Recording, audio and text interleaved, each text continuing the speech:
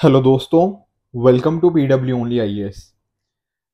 देखिए, आप सभी जानते हैं इस बारे में कि हमारे प्रधानमंत्री जी श्री नरेंद्र मोदी जी का रिसेंटली यूएस का स्टेट विजिट हुआ। अब इस टाइम के ऊपर इंडिया और यूएस के बीच में बहुत इंपॉर्टेंट कुछ चीज़ों के अंदर इंपॉर्टेंट पार्टनरशिप्स हुई। तो आज के लेक्चर में ना हम इन्हीं सभी पार्टनरशिप्स को जानेंगे, क्या क्या चीज़ों पे बात हुई, इन सभी चीज़ों को आज हम समझने की कोशिश करेंगे, राइट। और ये प्रॉपर एक 360 डिग्री एनालिसिस होगा, ठीक है। जितने भी मुद्दे डिस्कस हुए हैं उन सभी के बारे में चर्चा करेंगे। तो चाहे आप प्रीलिम्स हो, मेंस हो, इंटरव्यू हो, वो सारे कंपोनेंट्स यहाँ पे आपके कवर हो जाएंगे। जैसा कि आप सभी जानते हो ना, हमारे प्रधानमंत्री जी ने भी बोला कि जो यूनाइटेड स्टेट्स ऑफ अमेरिका है वो दुनिया की क्या है, oldest democracy. On the other hand जब हम बात करते हैं इंडिया की, तो हमारी भारत क्या है, हमारा Bharat it is the largest democracy. तो यहाँ से आप नोटिस कर सकते हो कि दोनों के बीच में कुछ चीज़ों के ऊपर वैल्यूज यहाँ पे ना हमें कॉमन वैल्यूज देखने को मिलती है, जिनमें एक वैल्यू क्या है, डेमोक्रेसी की। इसके साथ में ही बहुत सारी चीज़ों के ऊपर हमें और भी कॉपरेशन देखने को मिलता है ऑलरेडी। ये थोड़ी पुरानी बात कर रहे हैं, थोड़ा बैकग्राउंड में जा रहे हैं। जैसे फॉर एग्जाम्पल इंडिया का अगर मैं बात करूं, सबसे बड़ा ट्रेडिंग पार्टनर करेंटली कौन है, तो दरअसल में वो यूएस से ही है। हमने पिछले साल के अंदर नियरली 192 बिलियन यूएस डॉलर का ट्रेड किया है। और अच्छी बात पता क्या है, हमने यूएस से हम एक्सपोर्ट ज़्यादा करते हैं, मतलब यूएस को एक्सपोर्ट ज़्यादा करते हैं और इंपोर्ट कम करवाते हैं। तो this is a very good thing, India के फेवर में हमें ये ट्रेड सरप्लस देखने को मिल जाता है। ऊपर से अगर हम बात करें तो स्ट्रेटेजिकली भी हम यूएस के साथ काफ़ी सारी चीज़ों के साथ अग्री करते हैं। जैसे फॉर एग्जांपल इंडिया और यूएस से क्वाड का पार्ट है, जहां पर आपको इंडिया, यूएसए, जापान और ऑस्ट्रेलिया देखने को मिल जाएगा, जहां पर हम इंडो पैसिफिक के रिगार्डिंग जो हम अपनी स्ट्रेटजीज देख रहे हैं, कैसे उसको फ्री एंड इंक्लूसिव रखा जाए। इसके साथ में ही चाहे आप देख लो I2U2 को बात कर लो, ठीक है, इंडिया, इसराइल, यूएस और यूएई। इस तरह से डिफरेंट डिफरेंट और भी ऑर्गेनाइजेशन के अंदर इंडिया और यहाँ पे यूएस हमें कॉपरेशन करता हुआ देखने को मिल जाएगा। साथ में अगर हम बात करें यूएन सिक्योरिटी काउंसिल की, तो वहां पर भी यूएस हमारी जो परमानेंट सीट की हमारी डिमांड है उसके साथ यहाँ पे अग्री करता है। तो इस तरह से भी साथ में अगर आप नोटिस करोगे तो इंडिया के बहुत सारे लोग अमेरिका के अंदर आपको देखने को मिल जाएंगे। लगभग 15 लाख लोग वहां पे आपको देखने को मिलते हैं, 1.5 मिलियन के आसपास। तो जो कि वहाँ के पॉलिटिकल सिस्टम के अंदर, इकोनॉमिक सिस्टम के अंदर बहुत इंपॉर्टेंट कॉपरेशन यहाँ पे करते हैं। इसके अलावा एक डिफेंस का सेक्टर है, ठीक है, जहां पर चाहे आप बात कर लीजिए उनका डिफरेंट डिफरेंट एग्रीमेंट्स, लमोआ हो गया, ठीक है, बेका हो गया, सारे जो है ना, जियासोमोए हो गया, कुमकासा हो गया, इन सभी को हमने यहाँ पे उनके साथ हमारा अच्छी पार्टनरशिप हमें देखने को मिलती है। बाकी चाहे आप बात करो रिन्यूएबल एनर्जी की, क्लाइमेट चेंज की, ये सभी चीज़ों के साथ हम यहाँ पर ज़्यादातर अलाइंड ही हैं यूएस के साथ। ये थोड़ी होगी बैकग्राउंड की बात, ये हम सब ने पढ़ रखा है ऑलरेडी। अब बात करेंगे जो करंट विजिट की। देखो, करंट विजिट जो था ना हमारे प्रधानमंत्री जी का, इसको बोलते हैं क्या, एक स्टेट विजिट था। अब आप लोग सोच रहे होंगे सर स्टेट विजिट क्या होता है। देखो, दरअसल में ना इन टर्म्स ऑफ डिप्लोमेसी हमारे पास डिफरेंट डिफरेंट टाइप्स के विजिट्स होते हैं। जैसे फॉर एग्जांपल अगर मैं बात करता हूँ यूएसए की, तो यूएस के केस में ना अलग अलग मैग्नीट्यूड के हिसाब से अलग अलग मतलब ना प्रायोरिटी दी जाती है, मतलब कि किसको कितना ज्यादा हमें क्या प्रोटोकॉल्स फॉलो करने हैं। तो सबसे हाईएस्ट ऑर्डर किसका होता है, स्टेट विजिट का। उसके बाद थोड़े ना प्रोटोकॉल्स कम होते रहते हैं, उनकी थोड़ी इंपॉर्टेंस थोड़ी थोड़ी कम होती रहती है। जैसे फॉर एग्जाम्पल स्टेट विजिट सबसे ऊपर आया, फिर हमारा ऑफिशियल विजिट आप बोल सकते हो, उससे जस्ट कम होता है ऑफिशियल वर्किंग विजिट की, फिर वर्किंग विजिट की, फिर गेस्ट ऑफ गवर्नमेंट विजिट की, एंड लास्ट में होता है हमारा लेट्स से किसी का प्राइवेट विजिट हो। तो इस तरह से इनकी ना प्रोटोकॉल्स के हिसाब से इनको डिटर्मिन किया जाता है। तो स्टेट विजिट जो होता है ना वो बहुत ही ज्यादा रेयर होता है। ये जनरली स्टेट विजिट सिर्फ उनको ही दिया जाता है जिनके साथ हमारे बहुत ज्यादा खास रिलेशन हो। Getting the point. तो यूएस का इंडिया को इस तरह का स्टेट विजिट ऑफर मतलब करना, इनको इनवाइट करना, ये क्लियरली शो क्या करता है, ये क्लियरली शो करता है कि इंडिया यूएस के लिए बहुत ज्यादा इंपॉर्टेंट है। और ये जो स्टेट विजिट होते हैं ये वही विजिट हो सकते हैं जब जो यूएस के लेट्स से प्रेसिडेंट हैं वो अपनी ऑफिशियल कैपेसिटी के अंदर हमारे हेड ऑफ स्टेट या हेड ऑफ गवर्नमेंट को इनवाइट करते हैं। जैसे हेड ऑफ गवर्नमेंट हमारे कौन है, हमारे प्रधानमंत्री जी, तो उनको इनवाइट किया गया सॉवरेन कैपेसिटी के अंदर जब वो एक्ट करते हुए इस विजिट को करे हैं, तब उनको क्या बोलते हैं हम, स्टेट विजिट। तो ये बहुत ही खास दौरा था, इस वजह से आप इसको बहुत अच्छे से हम पढ़ रहे हैं। अब यहाँ पर बहुत सारी चीजें हुई, जैसे one of the things was कि हमारे प्रधानमंत्री जी ने जो बाइडेन की वाइफ है उनको एक लैब ग्रोन डायमंड यहाँ पे गिफ्ट किया। अब आप लोग सोच रहे होंगे सर लैब ग्रोन डायमंड क्यों गिफ्ट किया गया। देखो, इसके पीछे कारण ये है कि इंडिया ना दरअसल में ये लैब ग्रोन डायमंड्स को यहाँ पे हम प्रमोट करने की कोशिश कर रहे हैं। बेसिकली होता कुछ नहीं है, जैसे एक नॉर्मल डायमंड होता है बिल्कुल उसी तरह से हम लैब में एक डायमंड ग्रो करते हैं और कोशिश करते हैं कि वही सेम तरीके हम वहाँ पे अपना पाएं। जैसे आप जानते हो ना, डायमंड्स के लिए हाई प्रेशर हाई टेम्परेचर चाहिए, ठीक है, हम वो क्रिएट करने की कोशिश करते हैं कि पर केमिकल वेपर तरीका से हम इसको कर सकते हैं, केमिकल वेपर जो तरीका होता है। तो इस तरह से ना ये जो डायमंड बन के निकलता है लैब से, ये बिल्कुल सेम होता है जैसा नेचुरली अकिंग डायमंड होता है। और इंडिया चाहता है दरअसल में कि हम कहीं ना कहीं इस पर्टिकुलर सेक्टर के अंदर अच्छा काम करें। इस वजह से इस बार के बजट के अंदर भी हमने जो डायमंड को बनाने के लिए डायमंड सीड की जरूरत है, उसके ऊपर भी जो ड्यूटी लगाते थे हमने उस ड्यूटी को भी हटा दिया। और ये हम इंटरनेशनल लेवल पे भी थोड़ा इसको प्रमोट कर रहे हैं, तो इंडिया में बहुत सारे लोगों को रोजगार मिलेगा और ये जो लैब ग्रोन डायमंड की एक तरह से इंडस्ट्री है, इसको भी एक तरह से हमारा बूस्ट मिलेगा। तो ये तो होगी थोड़ी बातें। अब चलते हैं कि भैया हमने बात कहाँ पे ऊपर करी, कौन कौन सी चीज़ों की हम पार्टनरशिप यहाँ पे हमें देखने को मिलती है। अब जो इस मतलब इस पर्टिकुलर विजिट के अंदर हमने किस किस चीज़ों के ऊपर पार्टनरशिप करी, तो सबसे मेजर इंपॉर्टेंट मुद्दा था with regards to technology. Technology के अंदर ना अलग अलग कंपोनेंट्स आपको देखने को मिलते हैं। जैसे फॉर एग्जांपल आप बात कर सकते हो सेमीकंडक्टर्स की। देखो, आप अपना लैपटॉप देखो, आप कोई भी इलेक्ट्रॉनिक आइटम देखो, अपना मोबाइल देखो, वहां पर सेमीकंडक्टर्स बहुत रिक्वायर्ड हैं। आप लोगों ने भी ना, अगर थोड़ा न्यूज़पेपर आप फॉलो करते हो, तो कई बार आपने सुना होगा कि यार किसी जगह पे सेमीकंडक्टर की शॉर्टेज हो गई है या फिर पीछे से सेमीकंडक्टर नहीं आ रहे। तो कहीं ना कहीं ना सेमीकंडक्टर्स आज के टाइम पर एक बहुत इंपॉर्टेंट इंस्ट्रूमेंट हमें बन चुके हैं अगर किसी कंट्री को डेवलप करना है, राइट। अब ऐसे टाइम्स में क्या हो रहा है, हम सेमीकंडक्टर की सप्लाई चेन्स को ना आपस में स्ट्रेंथन करने की कोशिश कर रहे हैं। अब आप लोग सोच रहे हैं सर वो कैसे। देखो, एक कंपनी है माइक्रोन टेक्नोलॉजी के नाम से, ये इंडिया में इन्वेस्ट करेगी 800 मिलियन यूएस डॉलर से भी ज्यादा विद द सपोर्ट ऑफ हमारा जो इंडिया का सेमीकंडक्टर मिशन है।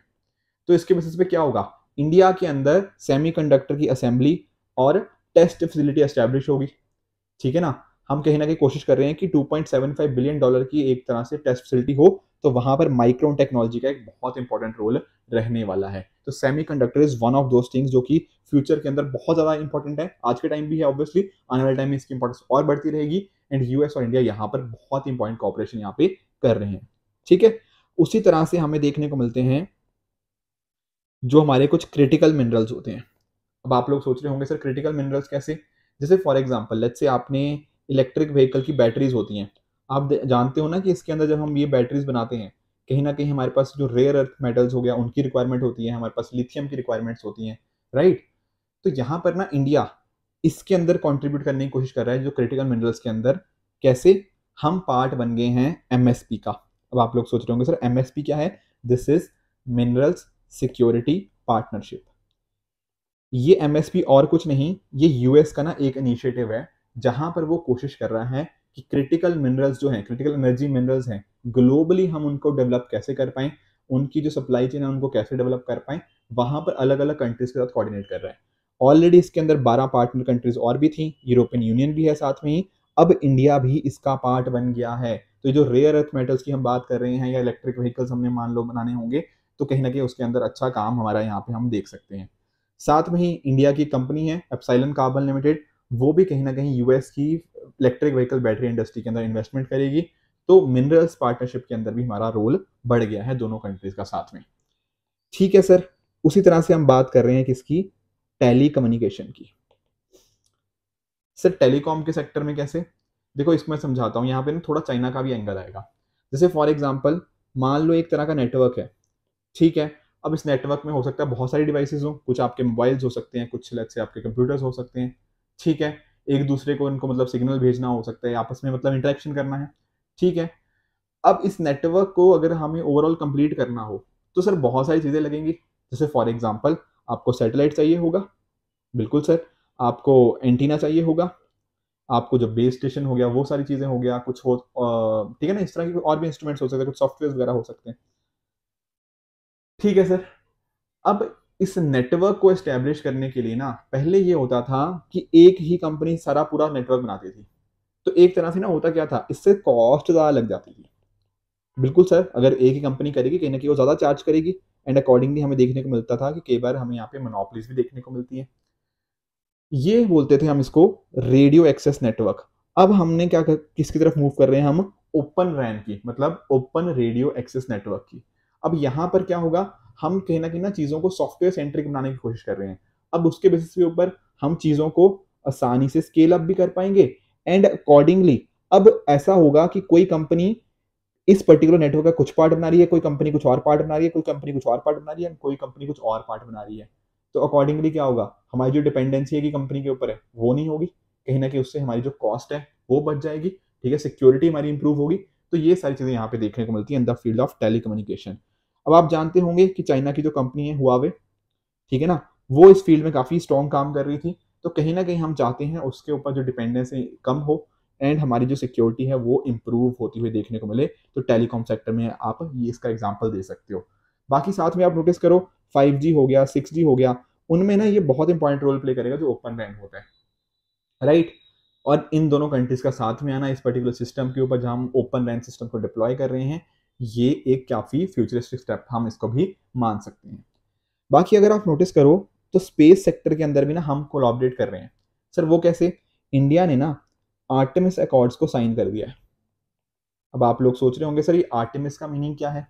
देखो एक ना आप जानते होंगे कि 19 आई थिंक 70s के अंदर एक अपोलो 11 मिशन था। जी सर, उसके अंदर क्या हुआ था ना, यूएस ने क्या किया था, यूएस ने लोगों को भेजा था कहाँ पे, मून के ऊपर, ठीक है। अब उसी तरह से अब हमारे पास कौन सा मिशन है, आर्टेमिस मिशन। अब इस मिशन के अंतर्गत भी क्या करेंगे, हम लोगों को मून के ऊपर भेजेंगे, ठीक है। इसमें अलग अलग लोग होंगे, मतलब लोग भी मतलब मेल भी होंगे, फीमेल भी होंगे, कलर्ड ओरिजिन के लोग भी होंगे, बहुत सारे लोगों को यहाँ पे अकॉर्डिंगली हम भेजने का प्रयास कर रहे हैं। मतलब कौन, यूएस प्रयास कर रहा है। अब क्या हो रहा है, इंडिया भी इसके अंदर कोलैबोरेट करेगा, सिर्फ इसी मिशन के अंदर नहीं नहीं, आर्टेमिस अकॉर्ड्स के अंदर हम क्या कर रहे हैं, हम बात कर रहे हैं चाहे अब मून की हो गया, चाहे मार्स की हो गया, या और भी जो बियॉन्ड की इसकी चीजें हैं ना, उन सभी के साथ हम यहाँ पे कोलैबोरेशन देख रहे हैं। तो नासा और इसरो का स्पेस के अंदर जो कोलैबोरेशन है वो इंक्रीज कर रहे हैं। बाकी साथ में हमारे जो इसरो के एस्ट्रोनॉट होंगे उनको नासा क्या देगा, उनको प्रॉपर ट्रेनिंग देगा, ठीक है। हम कोशिश कर रहे हैं कि इंटरनेशनल स्पेस स्टेशन जो आईएसएस है, इंटरनेशनल स्पेस स्टेशन 2024 में, वहां पर हम एक ज्वाइंट एफर्ट लॉन्च कर पाए। तो ये भी एक अच्छी बात है, ठीक है, कि नासा और इसरो भी साथ में आ रहे हैं। बाकी इसके अलावा भी अगर आप नोटिस करोगे ना, तो चाहे आप बात कर लो क्वांटम कंप्यूटिंग की बात कर लो, आर्टिफिशियल इंटेलिजेंस की बात कर लो, वहां पर भी हमने कुछ एग्रीमेंट्स यहाँ पे देखने को मिले, ठीक है। एक मैं स्पेशली आपको चीज बताना चाहता हूँ, दैट इज आईसेट, आईसीईटी। सर आईसीईटी क्या है, this is initiative for critical and emerging technologies.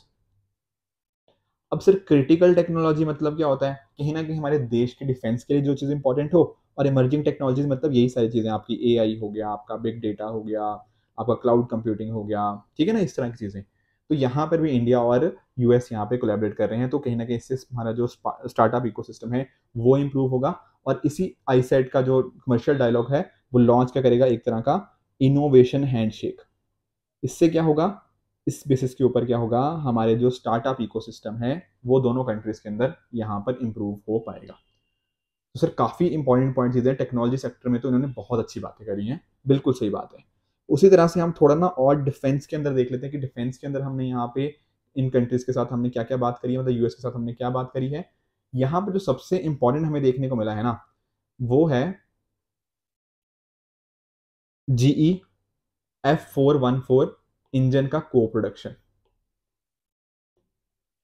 यहां पर क्या होगा, यहां पर हमारी तरफ से कौन है, हमारी तरफ से HAL, हिंदुस्तान एरोनॉटिक्स लिमिटेड, और वहां पर उनकी तरफ से जनरल इलेक्ट्रिक GE की जो बात कर रहे हैं ना, ये दोनों मिलकर इन्होंने एक तरह का क्या किया है, मेमोरेंडम ऑफ अंडरस्टैंडिंग यहाँ पे साइन किया है।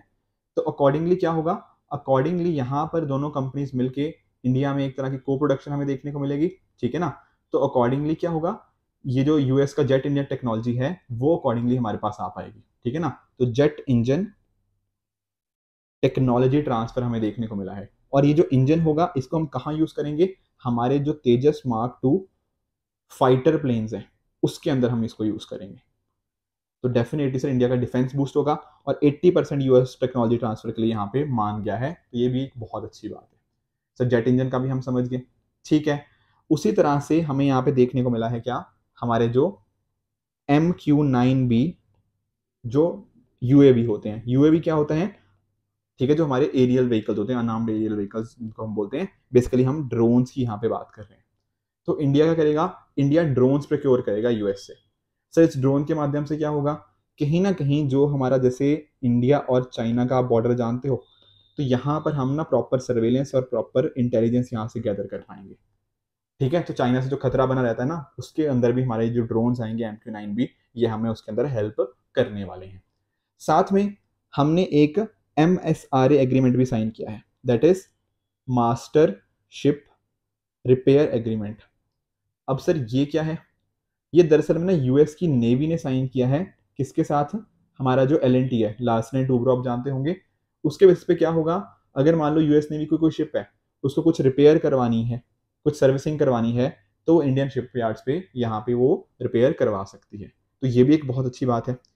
उसी तरह से एक वर्ड आया है हमारे पास, इंडस एक्स। अब सर इंडस एक्स क्या है, this is India US defence acceleration ecosystem.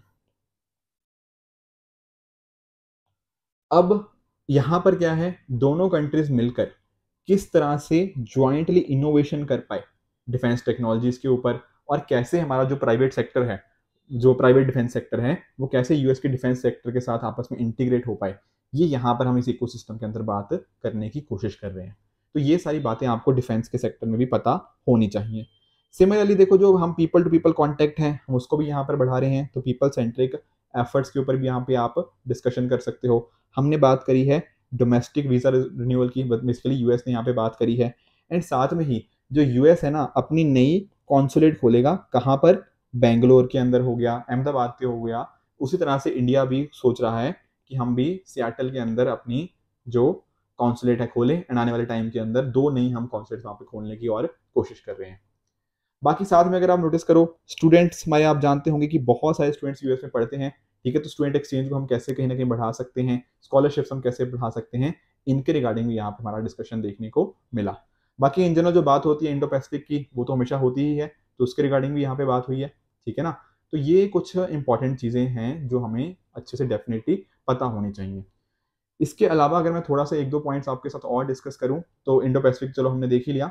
इसके साथ में हम बात कर सकते हैं with regards to sustainable development. ठीक है, जैसे फॉर एग्जांपल आप SDG गोल्स के बारे में जानते होंगे, जो हमें 2030 तक अचीव करने हैं। कहीं ना कहीं उसके अंदर हम कैसे रिन्यूएबल एनर्जी को यूज कर सकते हैं, लो कार्बन जो हाइड्रोजन ग्लोबली है, ठीक है, उसको हम कैसे यूज कर सकते हैं। ठीक है ना, तो ये सारी बातें, हाइड्रोजन ब्रेक थ्रू हम कैसे लेकर आ सकते हैं, तो यूएस और इंडिया यहाँ पे दोनों मिलकर काम करने वाले हैं। ऊपर अगर हम बात करें, थोड़ा ग्रीन टेक्नोलॉजी भी इसके साथ हमने जोड़ा है। ठीक है, कि बैटरी स्टोरेज हो गया, ग्रीन टेक्नोलॉजी प्रोजेक्ट्स हो गया, उनके अंदर हम कैसे वर्क करें, ये सारे कुछ डिस्कशंस हुई हैं। लास्टली कुछ डिस्कशंस हमारी हेल्थ के ऊपर भी हुई हैं, जहां हमने सोचा है कि AI का हम कैसे यूज़ कर सकते हैं, AI का मदद से हम कैसे कैंसर हो गया, डायबिटीज़ हो गया, यहाँ पर और पर्टिकुलर तरह के हमारे जो कैंसर्स होते हैं, उनको कैसे हम डायग्नोज कर सकते हैं टेक्नोलॉजीज का मदद लेके। यहाँ पर दोनों कंट्रीज आपस में चीज़ें शेयर करेंगी। एंड साथ में ही टेररिज्म हो गया और ड्रग्स, इनको हम दोनों मिलकर कैसे हम कहीं ना कहीं इनको सॉल्व कर सकते हैं। ये कुछ ऐसी बातें थी जहां पर यूएस और इंडिया के बीच में काफ़ी हद तक हमें सहमति देखने को मिली। तो कोई भी आपका कुछ क्वेश्चन आएगा ना, जहाँ पे आपसे पूछा जाए कि हाँ क्या बातें हुई हैं, क्या डिस्कशन हुआ है, तो आप ये सारे बातें कर सकते हो। कई बार ना यूपीएससी ऐसे भी क्वेश्चन पूछता है, जैसे फॉर एग्जाम्पल हम इंडस एक्स के बारे में आज पढ़ रहे थे, तो कई बार मान लो ड्रोन्स का नाम ले दिया, MQ-9B का नाम ले दिया कि ये क्या है, तो प्रीलिम्स में इस तरह के इजी क्वेश्चन भी आ सकते हैं। मेंस के अंदर आप इनका अपने आंसर के अंदर जिक्र करोगे, तो कहीं ना कहीं एग्जामिनर को लगेगा कि हाँ, आप सिर्फ रटा रटाया आंसर नहीं, आपको एक्चुअल में चीज़ों की नॉलेज है, आप चीज़ों को समझ पा रहे हो कि कैसे ये चीज़ें वर्क कर रही हैं। ठीक है, तो यूएस कांग्रेस को भी हमारे जो प्राइम मिनिस्टर जी थे उन्होंने भी एड्रेस किया, बातें यही ऑलमोस्ट सिमिलर करी। ठीक है, इसके अलावा अगर हम बात करें, तो एक वर्ड आया था समोसा कॉकस के बारे में। ये समोसा कॉकस और कुछ नहीं है, आप जानते हो कि जैसे ना इंडियन ओरिजिन के अमेरिकन हमें यूएस के अंदर बहुत सारे देखने को मिलते हैं, उसी तरह से अगर हम बात करेंगे ना, अगर हम बात करें जो यूएस की वहाँ पे जो कांग्रेस है, कांग्रेस मतलब वो एक तरह से वहाँ की जो पार्लियामेंट होती है, वहाँ पर अराउंड 5 रिप्रेजेंटेटिव्स हैं जो इंडियन रूट्स से हैं। ठीक है, उसके साथ ही हमारी जो मतलब यूएस की जो वाइस प्रेसिडेंट है कमला हैरिस जी, वो भी हैं। ठीक है ना, तो ये सारे जो लोग जिनके क्या हैं, जो इंडियन ओरिजिन अमेरिकन हैं, उनका एक तरह का इनफॉर्मल ग्रुपिंग है उसी का नाम क्या है, समोसा कॉकस। दरअसल में समोसा आप जानते हो, ठीक है, इंडिया में इतना फेमस है, तो कहीं ना कहीं समोसा वर्ड को उनने यूज कर लिया। बाकी एक ही क्या सिंपली ये है कि इंडियन ओरिजिन के जो लोग हैं उन अमेरिकन की यहाँ पे बात हो रही है जो यूएस कांग्रेस के अंदर हैं, तो इनफॉर्मल ग्रुपिंग उसको नाम बोलते हैं समोसा कॉकस। कई बार ऐसे क्वेश्चन भी यूपीएससी पूछ सकता है, तो मैंने ये भी बता दिया। साथ में अगर आप नोटिस करो, थोड़ी सी डिस्कशन हम योगा की भी करेंगे। जैसे 21 जून को इंटरनेशनल योगा डे सेलिब्रेट किया जाता है, समर सॉल्स्टिस होता है, ठीक है, आप जानते होंगे कहीं ना कहीं ये लॉन्गेस्ट डे होता है, हमें ये भी जानते हैं। तो इस दिन ना गिनीज वर्ल्ड रिकॉर्ड भी बन गया। सर किस बात का गिनीज वर्ल्ड रिकॉर्ड बना? क्योंकि यहाँ पर इस बार जो हमने योगा किया उसके अंदर दुनिया के सबसे ज्यादा नेशनैलिटीज का हमें पार्टिसिपेशन देखने को मिला। Basically participation of people of most nationalities in a single event, ठीक है ना, योगा इवेंट हमें देखने को मिला। तो इस वजह से ये भी एक तरह से अपने आप में गिनीज वर्ल्ड रिकॉर्ड था। तो ये कुछ बातें थी जो इस पर्टिकुलर हमें इंडो यूएस विजिट के अंदर हमें देखने को मिली। तो आप सभी को भी ना, जब मेंस के आंसर लिखोगे तो आपको भी ना इस तरह से कैटेगराइजेशन करनी है। जैसे हमने लेट्स से इकोनॉमी की बात करी, तो इकोनॉमी अपने आप में एक हेडिंग बन जाएगा। उसी तरह से हमने डिफेंस की बात करी तो डिफेंस एक अलग हेडिंग बन जाएगा। टेक्नोलॉजी की हमने बात करी तो टेक्नोलॉजी का आप एक अलग हेडिंग बता सकते हो। पीपल सेंट्रिक एफर्ट्स की बात करी, ठीक है, स्ट्रेटेजिक एफर्ट्स की बात करी, रिन्यूएबल एनर्जी की हमने बात करी, तो ये सब अपने आप में इस तरह से आपके 7-8 हेडिंग्स बन जाएंगे जो कि आपके आंसर को मल्टी डायमेंशनल अप्रोच दिखा देंगे। अदरवाइज होगा क्या, कई बार हम आंसर लिखते हैं जो दिमाग में पॉइंट आता है हम वही लिखते रहते हैं, एक प्रॉपर स्ट्रक्चर में आंसर को नहीं लेकर आ पाते। तो मेरा दरअसल में यही पॉइंट था कि प्रीलिम्स के रिगार्डिंग कुछ इंपॉर्टेंट फैक्ट्स तो चलो बताया ही आपको, पर मेंस के अंदर भी ना आप इन पॉइंट्स को ऐसे ही यूज कीजिएगा and I am very sure कि आपको अच्छे मार्क्स मेंस के अंदर बिल्कुल ही बिल्कुल आएंगे। ठीक है, इंटरव्यू के अंदर बताने हो तब भी इस तरह से बता सकते हो, तो एक स्ट्रक्चर दिखता है दिमाग के अंदर कि हाँ बंदे की सोच काफी सॉर्टेड है। ठीक है, तो इस तरह से आप भी अपने एंड पे हार्डवर्क करते रहिए। आई होप आपको ये 360 डिग्री एनालिसिस का जो वीडियो था उसमें बहुत अच्छी चीजें समझ आई होंगी। आने वाले लेक्चर्स के अंदर हम और भी इस तरह की वीडियोस लेके आते रहेंगे। तो आप भी अपने एंड पे हार्डवर्क कीजिए, ठीक है, keep working hard, goodbye and good luck.